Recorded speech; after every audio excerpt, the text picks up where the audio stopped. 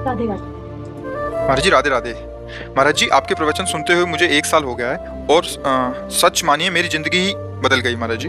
बस एक ही प्रश्न मेरे दिल में रहता है महाराज जी, मैं आज अगर अच्छे परिवार में हूँ तो माँ भवानी की कृपा से हूँ। महाराज जी मेरी माता जी राम नाम लेती हैं और मैं जब से आपको फॉलो कर रही हूँ तब से राधा राधा करती हूँ, पर दिल नहीं मानता माँ भवानी के नाम को छोड़ने का। महाराज जी मेरा रास्ता आगे का दिखाइए, मैं कैसे करूँ दोनों तीनों मार्गों पे।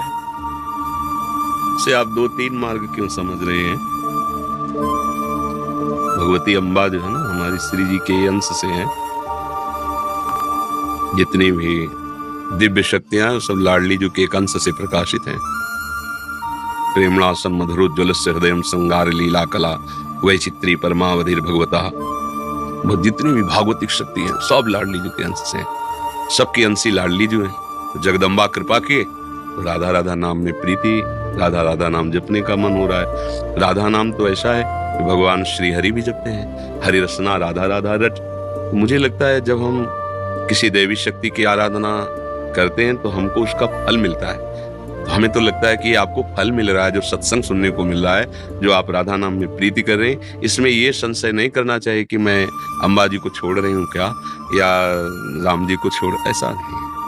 जैसे अपने भी पूर्व में भगवान शिव और माता जी के उपासक थे, उन्होंने कृपा करके इधर भेजा और हमारे हृदय में वृंदावन की प्रति आसक्ति, प्रिया प्रीतम की भक्ति। तो ये हम उनकी सेवा का कृपा प्रसाद, वो जगत गुरु भगवान शंकर हमको इस मार्ग में लगाया। तो अगर हम सद्भावना से सोचे तो तत्व तो एक ही है, 10-20 तत्व तो है नहीं, भगवान तो एक ही है। वो प्रेरित करके अब इस नाम रूप में लगा रहा है, तो मुझे संशय नहीं होना चाहिए। अगर दुविधा और संशय बना रहेगा तो अशांति हो जाएगी हृदय में। तो दुविधा संशय ये बड़े बड़ों को गिरा देता है। संशय नहीं करना। जैसे भगवान शिव ने जब भगवान राम जी को देखा कि हे खग हे मृग हे मधुकर श्रेणी, तुम देखी सीता मृग नैनी, ऐसा पूछ रहे, पर भगवान शिव ने प्रणाम किया, जय सच्चिदानंद परम धाम की जय हो। तो अम्बा जी को लगा कि अगर ये सच्चिदानंद है तो वृक्षों से क्यों पूछ रहे हैं, खग मृग से क्यों पूछ रहे हैं कि मेरी सिया जी को देखा है क्या? वो तो जैसे सर्वज्ञ भगवान शिव है, ऐसे सच्चिदानंद राम जी हैं, पूछ क्यों रहे हैं? वो अगर सर्वज्ञ नहीं है तो भगवान शिव ने प्रणाम क्यों किया? अस संशय मन भयौ अपारा। बार बार उस पर वो संशय, उसका परिणाम ये हुआ कि भगवान शिव ने समझाया।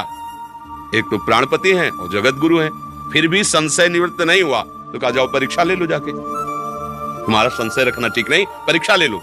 तो भगवती जी ने सोचा कि सीता जी की खोज कर, अगर मैं सीता जी का रूप रख लूं तो एकदम कहेंगे हाँ सीता मिल गई, और अगर प्रभु हैं तो जान जाएंगे। तो सीता रूप रख के ऐसे जीव झाड़ियों से प्रकट हुई। तो भगवान राम ने कहा, चक्रवर्ती सम्राट महाराज दशरथ के पुत्र राम, हे अम्बा तुम्हें प्रणाम कर। वो तो कांप गई एक दृष्टि में सीधे।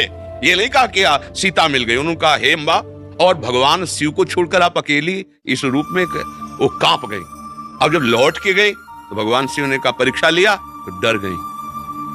अब संशय से झूठ प्रकट हो गया, उन्होंने झूठ कह दिया, कछु न परीक्षा लीन गोसाई, मैंने कोई परीक्षा नहीं ली।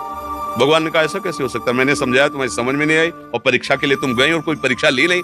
तब देखो शंकर धरि ध्याना, सती जो चरित कीन सब जाना, तो शिव संकल्प कीन मन माही, यही तन भेंट सती। देखो अंततो गत्वा भगवती सती जी को अपने पिता की यज्ञ में जाकर शरीर को स्वाहा करना पड़ा।